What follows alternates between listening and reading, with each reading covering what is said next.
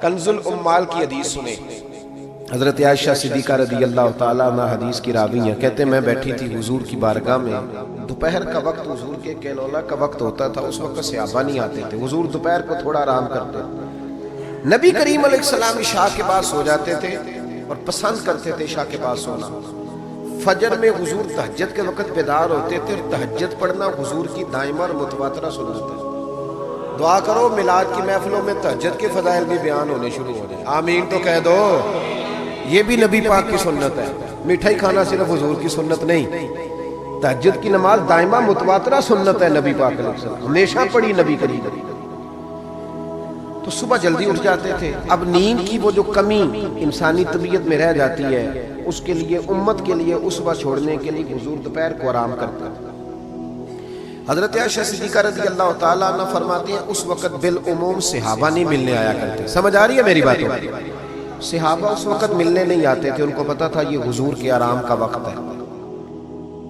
کہتے ہیں ایک بوڑھی خاتون ایک دن آ گئی دوپہر کو، عام روٹین میں لوگ نہیں آتے تھے، وہ آئی، اس کے ہاتھ میں چھڑی تھی، لاٹھی پکڑی تھی، اس نے دروازے پہ دستک دی۔ جب میں نے پوچھا کون ہے تو وہ عورت بولی، توجہ کرنا بات، حضور آرام کر رہے تھے، کہتے ہیں وہ عورت جب بولی نا، اللہ کے محبوب چارپائی پہ اٹھ کے بیٹھ گئے،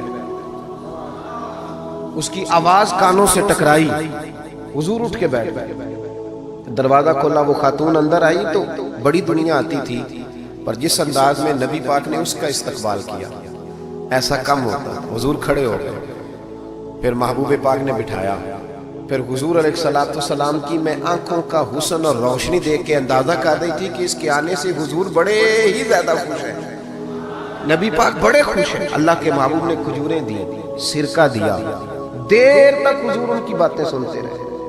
حضرت عائشہ صدیقہ کہتی ہے محب ہو کے محبوب نے، کنز الامال میں حدیث موجود ہے، محب ہو کے محبوب نے باتیں سنی، تسلی سے باتیں سنی، خوش ہو کے سنی، دیر تک نبی کریم علیہ السلام نے بات سنی۔ اور کیا بات ہے، جناب عائشہ صدیقہ کہتی ہے دل حضور کا لگا، میں نے دیکھا تو میں بڑی مطمئن تھی۔ اس خاتون نے کہا کہ اب میں نے جانا ہے، لگ رہا تھا کہ حضور چاہتے ہیں ابھی رکے، لیکن اس نے جب کہا نہ جانا ہے تو حضور نے فرمایا ٹھیک ہے۔ جب وہ جانے لگی تو حضور نے تحائف جمع کیا اور جناب بلال حبشی کو فرمایا ان کے ساتھ جاؤ اور چھوڑ کے آؤ۔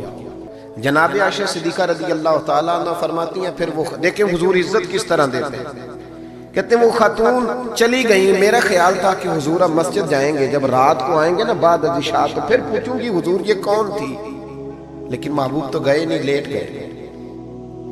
میں اٹھ کے قدموں میں بیٹھی تو حضور کی مقدس آنکھیں کھلی ہوئی، میں نے عرض کی حضور یہ کون خاتون تھی، اور میں نے آپ کو تھوڑا انفرادی دلچسپی لیتے دیکھا، حضور کون تھی؟ جب میں نے پوچھا تو حضور کی آنکھوں میں آنسو چمکنے لگے، حضور اٹھ کے بیٹھے اور فرمانے لگے عائشہ یہ میری پہلی زوجہ خدیجہ الکبریٰ کی سہیلی تھی، یہ خدیجہ کی سہیلی تھی، اور فرمایا جب ہم مکے میں رہتے تھے تو یہ آیا کرتی تھی، خدیجہ اس کا پرتک پاک استقبال کرتی تھی، اسے کھجوریں کھلاتی تھی، دودھ پلاتی تھی، پھر یہ باتیں سناتی تھی تو خدیجہ اس کی باتوں کا جواب دیتی تھی۔ فرمایا آج اس کی آواز کانوں سے ٹکرائی ہے تو ساری یادیں پھر سے تازہ ہو گئی ہیں۔ فرمایا میں نے اس کے ساتھ وہی سلوک کرنا چاہا ہے جو فاطمہ کی اماں کرتی تھی، میں نے وہی عزت دینی چاہیے جو وہ دیتی تھی۔ اور حدیث کا آخری جملہ اتنا شاندار ہے کہ اس جملے کو یاد کر لیں تو دستور بن جائے ہمارے لیے۔ محبوب نے فرمایا عائشہ حسن العہد من الایمان، تعلق اچھے طریقے سے نبھانا یہ بھی ایمان کا حصہ ہے۔ حسن العہد من الایمان، اچھے طریقے سے تعلقات نبھانا، وعدے نبھانا، عہد نبھانا یہ بھی ایمان کا حصہ ہے۔ بھائیو حضور نے عزت دی، نبی کریم نے وقار دیا، حضور ہر آنے والے کو عزت دیتے، احترام کرتے۔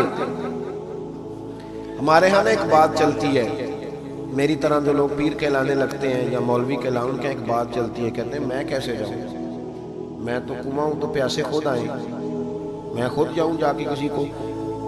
ہمارے ہاں اشتہار چھپتے ہیں، دروازہ دستک دے کے کوئی دعوت نہیں دیتا کہ آج محفل ہے آ جانا، یہ رواج نہیں ہے ہمارا۔